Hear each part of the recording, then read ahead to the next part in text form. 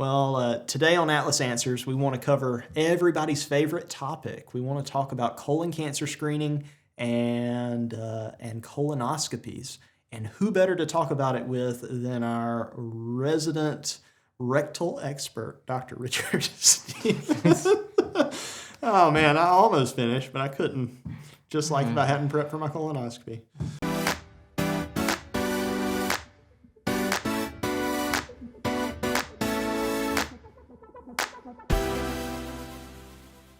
Well, I like to make light of it, and anybody who knows me, will talk about butt jokes on Tuesday and all kinds of things. It is one of those things that for us is really important. It's important to me personally just because of all the people that have come in and out of my life with colon cancer. And so this is kind of my little way of fighting back. You know, normally Dr. Stevens here does the interviewing, but we felt that he would be the expert to talk about colonoscopies today. So kind of in a role reversal, I am going to interview you. If you're wondering why he's the expert, it is not because of his age and wisdom. It is because he does colonoscopies for our practice. And in primary care, that's kind of a rare resource to have an in-house provider that provides colonoscopies. So, you know, when we first start thinking about colonoscopies, my first question is why? Why do we do colon cancer screening? What's the purpose? I have a lot of patients ask me, Doc, why? And can't you find a better way? You know, and I was a little afraid as well when you started that the age and experience, because I have had a colonoscopy. And so I guess my experience comes from both doing and had one done in those. In particular, just from a personal standpoint, right? I've had so many people in my either extended family or friend group who have had colon cancer and have been affected by colon cancer in their family. And the reason we do colonoscopies is to try to prevent colon cancer. And it's one of those few cancers that we can do a procedure and not only check to see if somebody has it and try to catch it early, but also to prevent it by taking polyps out prior to those polyps ever turning to cancer in the first place. So explain for our listeners, what is a colonoscopy? So I can do it the funny way or the right way. The short answer is we take a camera, right, and we go inside of somebody's colon to look for small growths. You know, when people have skin cancers and moles and things, they go to the dermatologist looks and says, I think this one's cancer, I think this one's not. If they think that something's going to turn to cancer, they just cut it off or freeze it off. Unfortunately, with the colon, we can't just take a look. We have to go through all these steps in order to use the camera to look at that. But we're doing essentially the same thing. We're trying to take out small growths before they would turn to cancer. Just unfortunately, we have to get people cleaned out and put people under sedation in order to be able to do that. But for mammograms, we take an x-ray. For lung cancer, we take a CT scan. Why can't you just scan the colon? Why do we have to do this invasive step? So we actually can. We don't do it near as much as we used to. There is a procedure called the barium enema that people can go through and have screening for colon cancer done. So there's actually sort of 3 traditional ways, and then we have a new way as well for screening for colon cancer. Flexible sigmoidoscopies used to be the primary way that we would screen for colon cancer. A lot of those were done in the office. They were done without sedation, and they're very similar to colonoscopy, only you're looking at the first third of the colon. And the assumption is if the first third of the colon looks okay, that the last 2/3 looks okay. As it turns out, over the course of the last 25-30 years, what we have seen is colon cancer seems to have moved, if you will. So instead of historically, back in the 80s, 90s, what we saw was a lot of colon cancer was on the side that the flexible sigmoidoscopies would see. But over the course of time, we've had more cancers that occur on the other side. So the flexible sigmoidoscopies sort of fell out of favor. It's still an official method, but almost nobody uses those anymore. Barium enemas are the other option there, and that is kind of like taking a scan, except the problem with the barium enemas is you still have to go through the same prep, still have to get cleaned out, and then it's an enema. both with barium and air, and then they're very uncomfortable, and people are awake. And then if you see something, then you need a colonoscopy.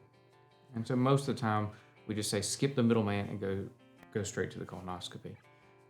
Lately, in the last several years, a new test has come out called Cologuard. It's kind of the commercial name of it, where it's a stool test that can be sent off to not just only look for blood, but also looking for the DNA of polyps and cancers. And that has come actually better over the years. Several years ago when it first came out, I would not have put it near the top of my list for cancer screenings, but it's moved up quite a bit in the last couple of years because the test itself has become better and better. Who should get screened? So anybody over the age of 45 should be screened. Anybody that is at high risk for developing colon cancer should get screened. And that's typically going to be people who've had a family history of colon cancer. This is where it gets the guidelines get a little vague, the fact that when people were not getting colonoscopies at high rates, you had a lot more people who developed colon cancer, and therefore you had more people with family history, if you will. But now, if you have somebody who over the last 20 years has gotten their colonoscopies like they were scheduled to get, they're far less likely to have colon cancer. So also people who have a family history of a lot of polyps, particularly really aggressive type of polyps, we'll generally say they should get theirs on a more frequent basis and probably bump them into that high risk category as well. So everybody over the age of 45 needs to get one. When somebody signs up for a colonoscopy, what does that process look like? So going through, right, obviously you need to understand for the reasons why. You also need to understand what the risks are. Colonoscopies are a procedure, and there's no procedure that we go through that doesn't have a risk. The risks of a colonoscopy, taking a camera where cameras don't normally go, right? You could cause bleeding. You could cause perforation, which is really just poking a hole in something that you don't want to poke a hole in somebody's colon.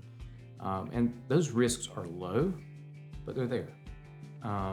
There's also a chance that you could have a problem with anesthesia. Again, I would look and say those risks are very low, but the risks are there, and people need to understand those risks. The risk of developing colon cancer is far higher than the risk of having a complication from a colonoscopy.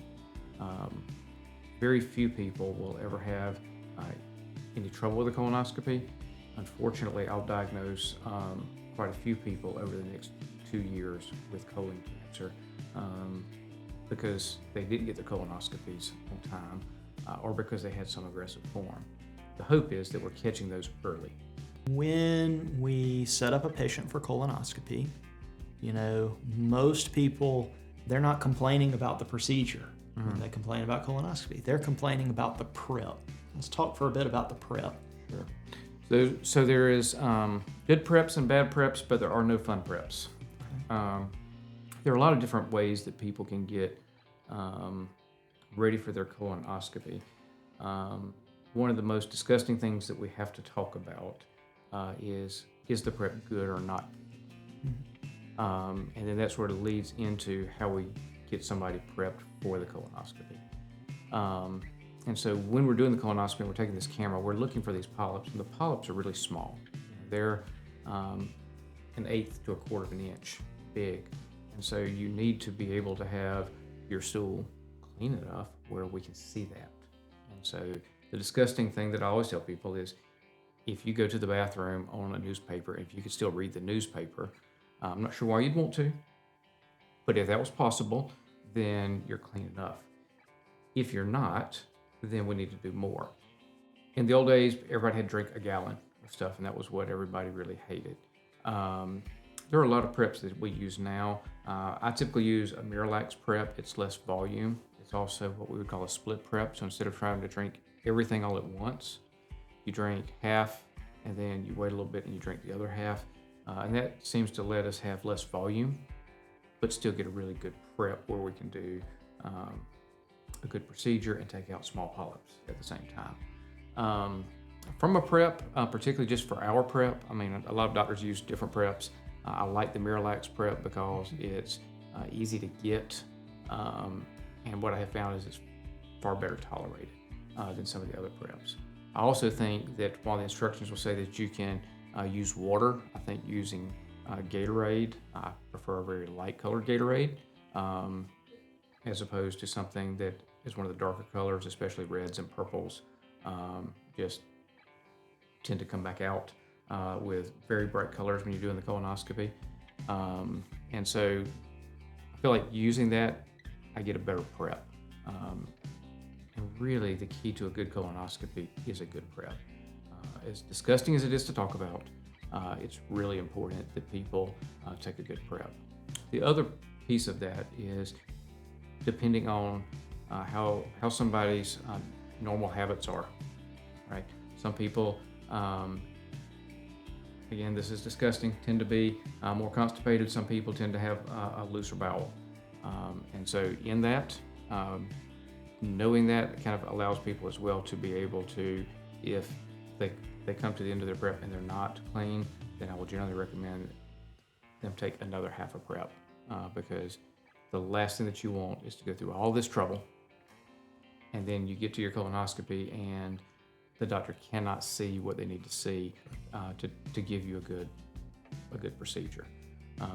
Because if they can't see where they're going, not only are you at higher risk, but for a complication that we talked about, but you're also at higher risk for missing small polyps that down the road would turn to cancer.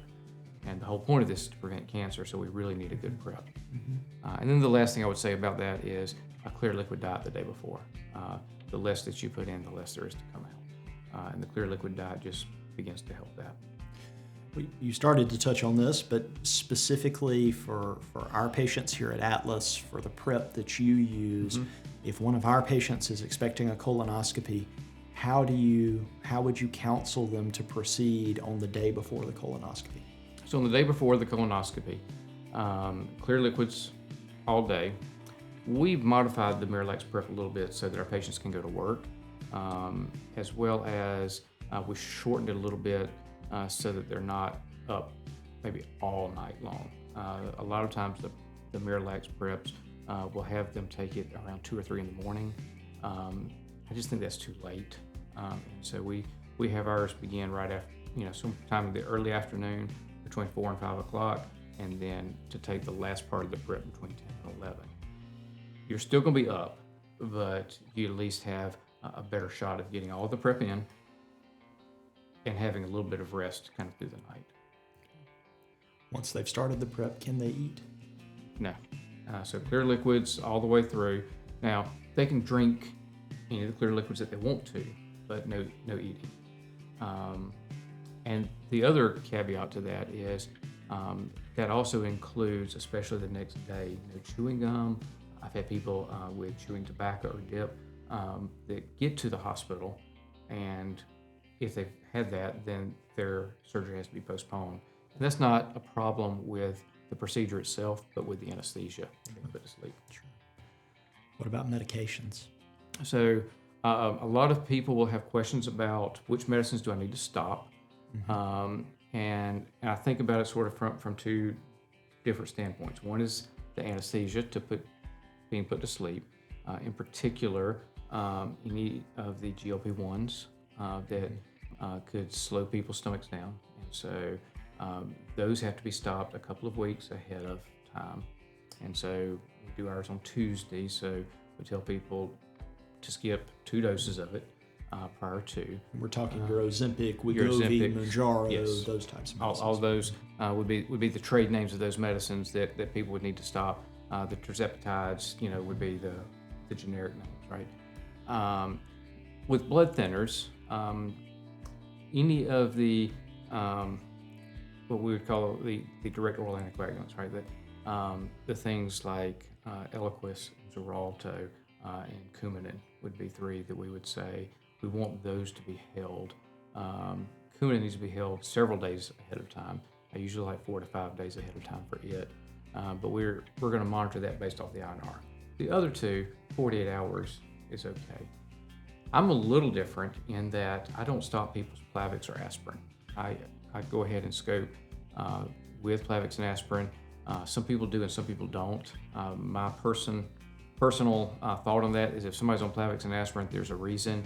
I've never had any issue with bleeding with somebody who was on those medications, but I'd be far more afraid of having a heart attack or stroke off of them than I am of bleeding on those medicines. So I continue Plavix and aspirin. I stop Xarelto, Eliquis, Coumadin from a colonoscopy standpoint, and then those diabetes medicines or weight loss, depending on what the person is using them for, we stop those 2 weeks ahead of time. What about medicines the morning of? So on the morning of, you can take your medicines with a sip of water. Depending on the person, I will have them, if they're diabetic, with taking insulin or not. It'll kind of depend on how well they're controlled, and that's really personal. And that's one of those, if you're on those medicines, to have that discussion at the time that we're setting that up as to whether we're going to continue or not. Ordinarily, I do not tell people to take their insulin on the morning of, but the night before, we have them take all of their medicines like they would normally. Are there any logistical things you'd like for patients to know about the day of the procedure? Do not drive. Okay, so on the day of the procedure, you need to have somebody there who's going to give you a ride home. We're giving medications that are going to sedate people. We do not want to be responsible for people getting a ticket for driving under the influence. These medicines are good at what they do because we want people to be very comfortable during the procedure. And indeed, the anesthesia group that we have here at CRISP has just been fantastic. I've never had any complications from anesthesia in doing these procedures, which is great, and people are always comfortable. I still have people who go back, I remember 20 years ago, I remember everything about the colonoscopy. That's just not, we have great medication, great anesthesia here that gets people very comfortable during that.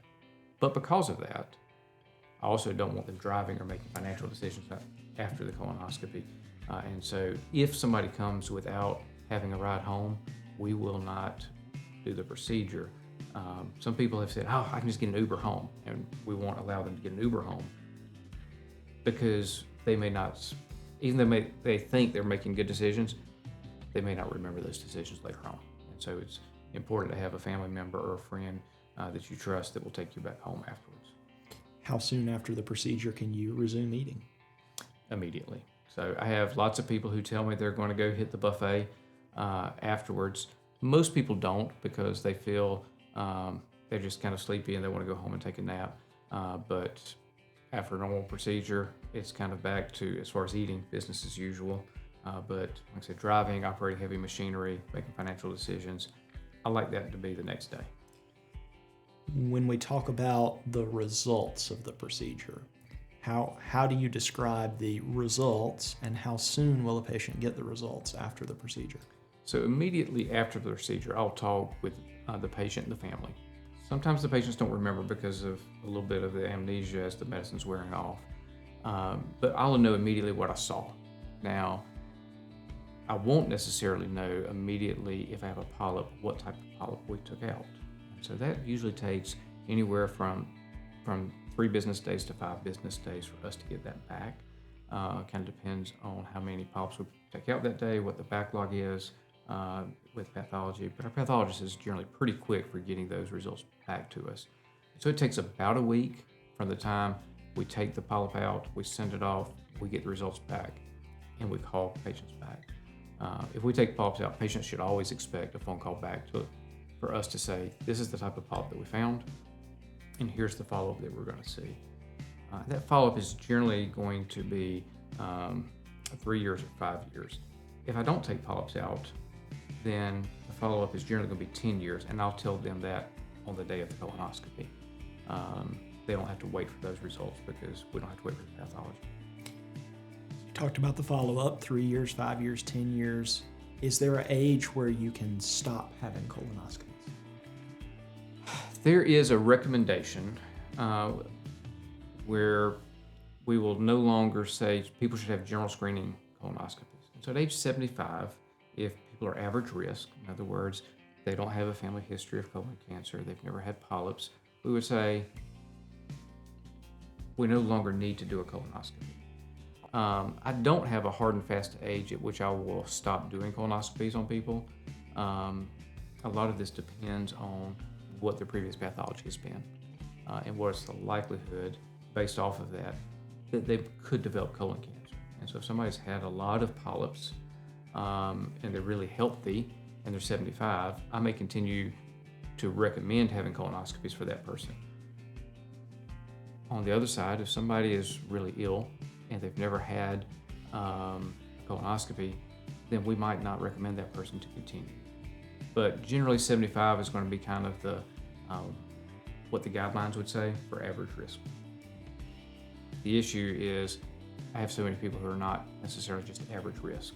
So guidelines are great. They're just that, they're guidelines.